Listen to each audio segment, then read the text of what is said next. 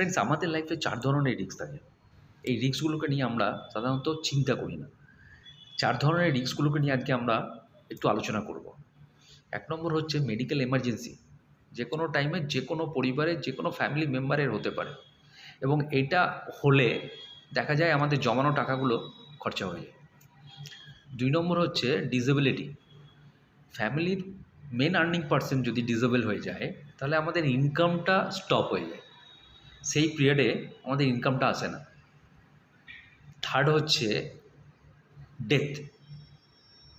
Death কেসে আমাদের main earning person যদি ডেথ হয়ে যায় তাহলে শুধু সেই ব্যক্তি মারা যায় না, সেই পরিবারের ইনকামটা শুদ্ধ মারা যায়, ইনকামটা বন্ধ হয়ে যায়।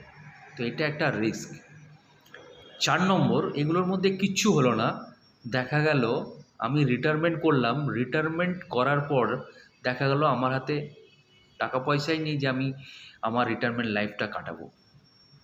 এতদিন পর্যন্ত যে ইনকামটা করেছিলাম সব খরচা হয়ে গেছে, ফ্যামিলির পিছনেই খরচা হয়ে গেছে, নিজের পিছনেই খরচা হয়ে গেছে, তারপরে আর কিছু বেঁচে নেই।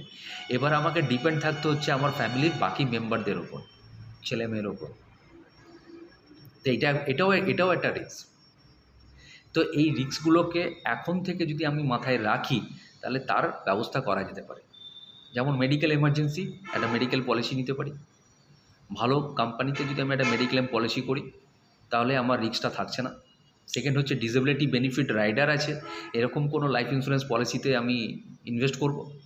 থার্ড হচ্ছে ডেথ।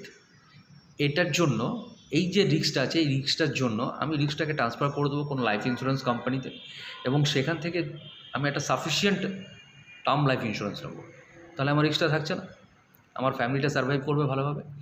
4 নম্বর হচ্ছে রিটায়ারমেন্টের রিস্ক, যেটা যে রিটায়ারমেন্ট উইদাউট ইনকাম কেন হতে দেবো এটা আমি যদি ডে 1 থেকে সেরকমভাবে ইনভেস্টমেন্ট করি তো 30 বছর পর একটা লামসাম ভালো অ্যামাউন্টের টাকা নিয়ে আমি রিটায়ার করব এবং বাকি লাইফটা আমার এবং আমার মিসেসের ভালোভাবে চলবে।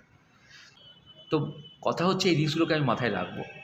এই রিস্কগুলোর কথা মাথায় রেখে সেগুলোকে ম্যানেজ করব কি করে, না এই ইন্স্যুরেন্স কোম্পানির থ্রু দিয়ে হোক বা কোনো ইনভেস্টমেন্টের থ্রু দিয়ে হোক আমি এগুলোকে ম্যানেজ করব। দেখুন, রিস্কটাকে অ্যাভয়েড করে চলে যাওয়াটা বুদ্ধিমানের কাজ নয়। রিস্কটাকে আপনাকে দেখতে হবে কতটা পরিমাণে রিস্ক আপনার লাইফে আছে এবং সেটাকে কিভাবে আমি মিনিমাইজ করতে পারি, সেটাই হচ্ছে বুদ্ধিমানের কাজ।